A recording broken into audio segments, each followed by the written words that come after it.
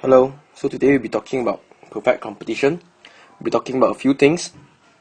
First is the characteristics of a perfect competition. Number two is the graphs. The third one is the equilibrium in the short run and the long run. Number four is you want to evaluate this type of market structure. So for perfect competition, in the perfect competition we have many buyers and sellers. There's freedom of entry and exit. And they sell homogeneous goods, meaning they sell identical goods. And the firms are price taker. They follow the price of the industry. Okay, so if you want to know more about these characteristics, you guys can refer to the previous video. Next, we'll talk about the cost curve. So the cost curve is exactly the same as the cost curve that we discussed previously in theory of production. We have the marginal cost, the average variable cost, and average total cost with the same shape and the same curve. Okay, so this is the cost curve. Next is the revenue curves. So revenue curve, we have three important curves that we need to know. First is total revenue, second is marginal revenue, and third is average revenue. So first of all, total revenue is just the revenue that the total revenue that you've earned when you sell how many units of good. Okay, and marginal revenue is the change of total revenue over the change of quantity. What this means is that marginal revenue measures the increment in your total revenue when you sell another unit of good. So this is one of its formula. The second one is the total revenue that you get from the end good minus the total revenue you get from the end minus one good. Okay, so this is marginal revenue. And average revenue is the total revenue divided by quantity. Okay, take note, this is the change for marginal revenue. This is the change in total revenue over change in quantity. But for average revenue, it's just the total revenue divided by quantity. Okay, so before I'll just write this over here. Okay, another thing that you need to know is that average revenue is the curve of an average revenue curve is exactly same with the price of the good. Okay, which means that it is exactly the same as the demand of the good. These three are the same curves, are the same thing when we are talking about revenue curves in any market structure. Okay. Next, we'll try to draw the curve or try to derive the curve based on the knowledge that we've known. So what we know is that, first of all, in a perfect competition, the firms are price taker, meaning they do not make the price, but they follow the price set by the industry. So the equilibrium price of an industry is determined by the total supply and total demand of the particular good in the industry. So if the equilibrium point is at this point A, then we extend this point and it is at price 1. What this means is that the firms will sell the good and only sell it at price 1. Any price above price 1, will cause people to not buy the good. Any price below will cause the firm to actually make less money than if it sells at price 1. Okay, so now if the firms only sell at price 1, then if we sell the first unit, the marginal revenue is price 1, or let's say price 1 is equals to 5. Okay, so if we sell the first unit, then the increment in total revenue is 5. If we sell the second unit, the increment is 5 plus 5. I mean the total revenue is 5 plus 5, which means that the marginal revenue is also 5. Same goes to the third unit. So this curve is also the marginal revenue curve. This is the marginal revenue curve. And since this is the price curve, this is also equals to the price, which is also equals to the average revenue, which is also equals to demand. So for a perfect competition, the marginal revenue curve is equals to the price, is equals to the average revenue, is equals to the demand in a straight line. Okay. Now let's see the total revenue curve. So if the marginal revenue is constant, then the total revenue curve will be upward sloping in a straight line. Because as we mentioned, at the first good, the price is 1. So at the first good, the total revenue is 5.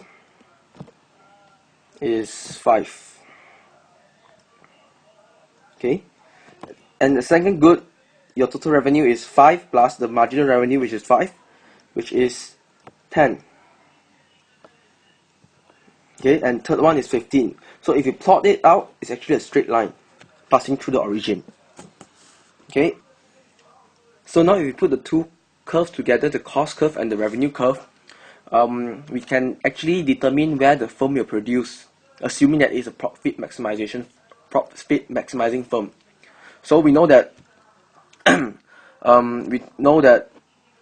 sorry, there's a mistake over here. This is total revenue, and this is marginal revenue and equals to average revenue. Okay, so we know that a profit maximization firm will produce where MR equals MC, which is at this point, and at this point you will just draw the point up to MR equals MC, which is this quantity. You will draw the point up to AR. In this case is here, so you will sell at this price, at this quantity, this price and this quantity. So the firm will produce at this quantity and this price, and the profit that you earn is actually average. This is the profit that you earn, and this is the cost that you bear. Well, in this case, the firm is actually making a subnormal profit, and we'll talk about that later. So now you just need to know that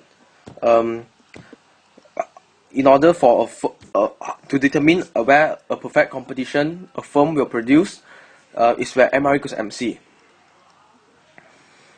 Okay, next we'll be talking about the equilibrium in a perfect competition. Okay, so equilibrium, we'll be looking at the equilibrium at two point of views. I mean, not two point of views, at two situations, which is the short run and the long run. So as we can recall, the short run is when there's at least one fixed factor of production, and the long run is where all the factors of production are variable.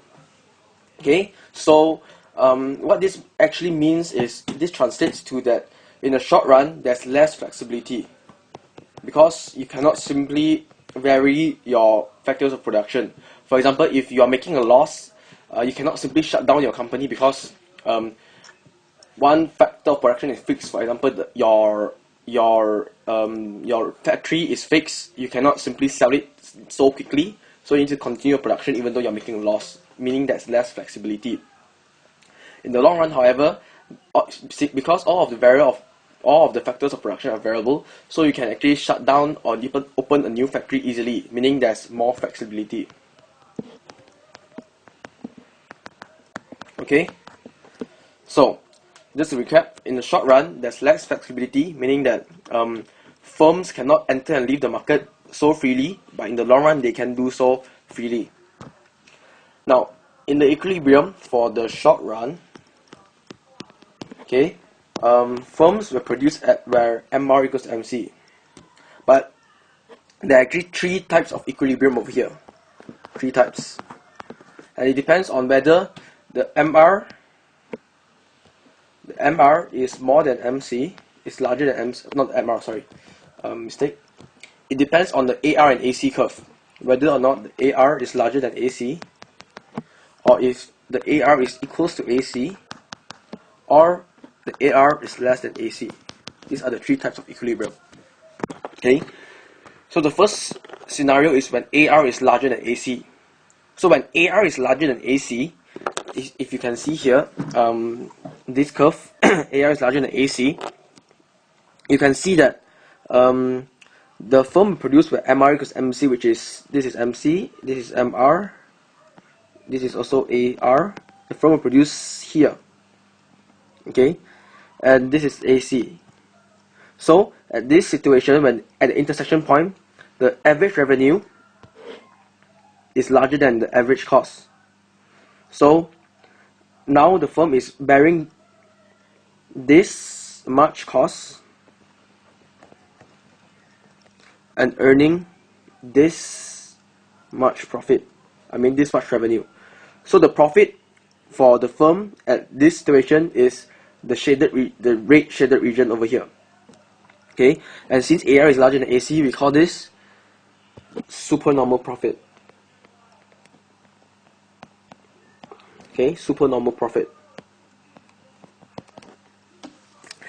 This is the first equilibrium. The second equilibrium is when AR is equals to AC. AR is equals to AC. So when AR is equals to AC, the firm will still produce at MR equals MC, which is at this point.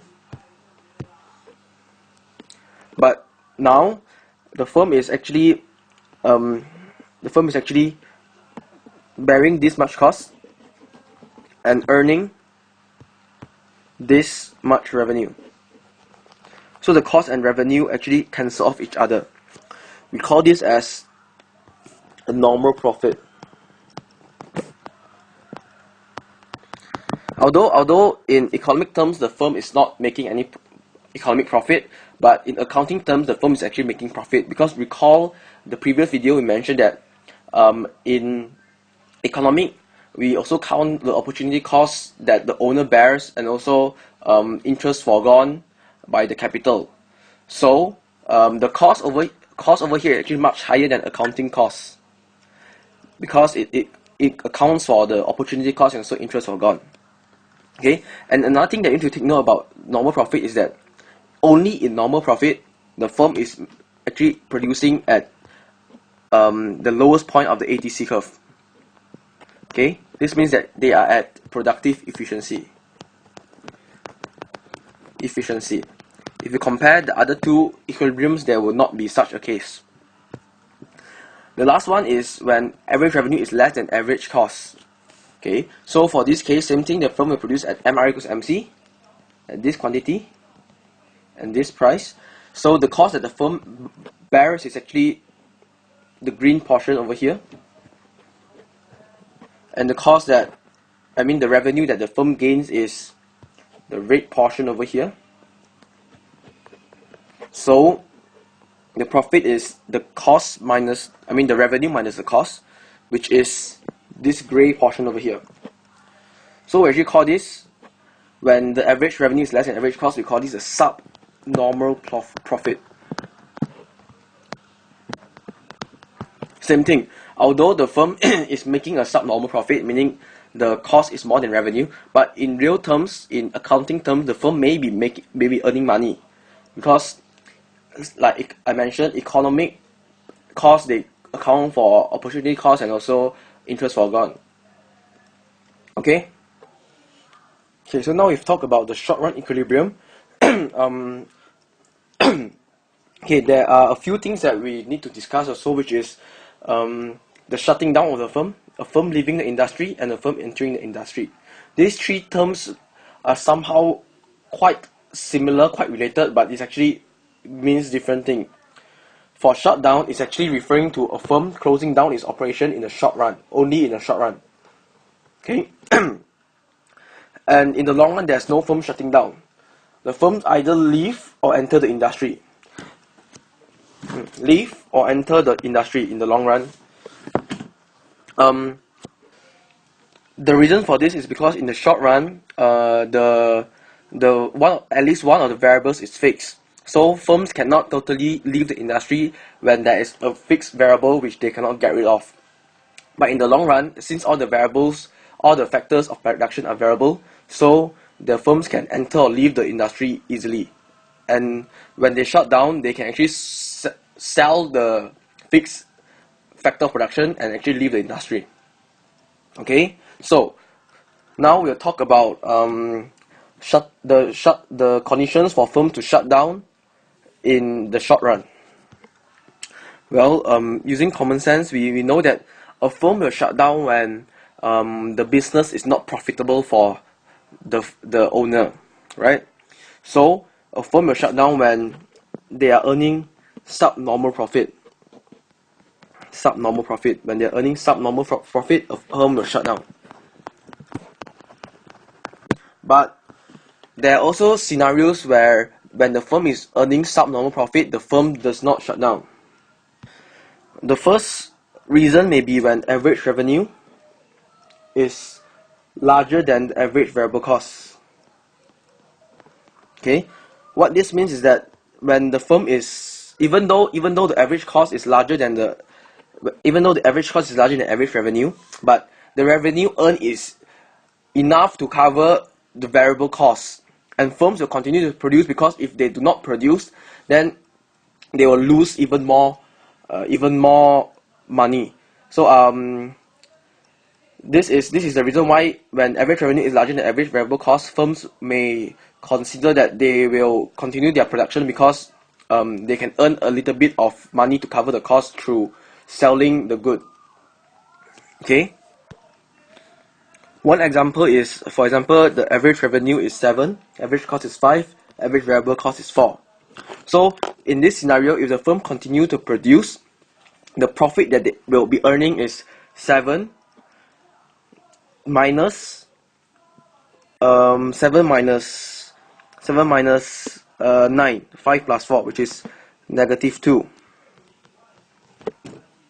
Okay, now next is, before we proceed, actually this is average fixed cost, not average cost, sorry. So what this means is the average cost is just 5 plus 4, which is equals to 9. Okay, now if the firm shut down, the firm is not earning any money, so the revenue is 0, minus, they still need to pay the fixed cost, which is 5. So they're actually earning -5. So in this situation, the firms may choose to continue instead of shut down. Other scenarios where the firms will continue to produce even though they are earning subnormal profit is when the firm wants to preserve the company name. Because if you shut down, then you will lose faith from your customer, and also the customer may not trust in your company in the future if you decide to continue your production. Okay, that's number one. Another reason is also for firms to actually gain market share. So if a firm is planning to expand its business, it may intentionally sell at a lower price so that they will be earning less money, but they are also fighting the competitors, and they are forcing them out of the market to gain a bigger market share. In the long run, however, because there's freedom of entry and exit, meaning there's flexibility, there is no equilibrium there's no supernormal equilibrium and no subnormal equilibrium. There's definitely none of such thing. There's only what we call as the normal equilibrium. Why? Because imagine now, if the industry is making supernormal profit, a firm is making industry is making supernormal profit, meaning each and every single of the firm is making supernormal profit. What happens is that other firms or other people will be attracted by this supernormal profit and starts to enter the industry. Other people will enter the industry, and thus when they enter the industry, the supply of the goods will start to increase, and this will reduce the price of the good, causing the firm to earn less money and reducing and crowding its profit from supernormal to normal. Okay, I'll give you a illustration in graph terms. Okay, as shown here, originally the equilibrium point is at for the industry is at this intersection point, and for the firm is at this point where MR equals to MC. Okay, so the firm is making super normal profit, and as mentioned, other people will be attracted to this industry and will start to form new companies in the long run. So what this does to the curve is that it will shift the supply curve downwards, increasing the supply but reducing the price, and eventually it will reduce until the firm is making normal profit only. Okay, and this is also the same for when it's a subnormal profit. When a subnormal profit, firms will leave the industry. Firms will leave the industry until a point where the firms are only earning normal profit, and then the rest of the firms which haven't left will stay at the industry. So in the long run, no matter in the short run you get supernormal or subnormal profit, in the long run you only get normal profit. Lastly, we'll do a quick evaluation. On perfect competition. Okay, so perfect competition, we'll be talking about the advantages and disadvantages of perfect competition. So, first of all, the advantage. The advantage of a perfect competition is that in the long run, you'll see allocative efficiency, which is where price equals to marginal cost. Okay, and also productive efficiency, where they are producing at the minimum point of the ATC curve. Okay, so a very quick drawing will be like this. This is a price, this is a marginal cost. Allocative efficiency occurs when price equals to marginal cost, and productive efficiency occurs when it's at the lowest point of the average total cost. So this is the two main advantage of in a perfect competition. Okay, and the third advantage is it eliminates weightage. What this means is that because in a perfect competition, all the goods are homogeneous, they are exactly the same, so there is no need for firms to do advertisement. So there's no weightage in terms of expenses on advertisement. Okay, so these are the three advantages of a perfect competition. Now for the disadvantage. So for disadvantage, there's actually also three disadvantages. First of all is lack of variety. Because all the goods are exactly the same, there's actually no choice for the consumers to choose. Okay, the consumer cannot choose whether they want Apple or Samsung. There's only one phone for them to purchase if it's in a perfect competition. Number two is there's no incentive to improve, because in the long run, the firms can only earn normal profit. They cannot earn more than normal profit. So even if they improve and reduce the cost and earn super normal profit in the short run, new firms will come into the market by copying the technology that they have invented, so that they can also reduce their costs, this will cause the price to drop, and in the end, the firms will only earn normal profit. Lastly, perfect competition is not a realistic market structure, because let's be honest, how can we get products that are exactly the same? And that is why this is also a disadvantage of this model when it comes to understanding the market structure. Okay, so this is it for this video. Thank you.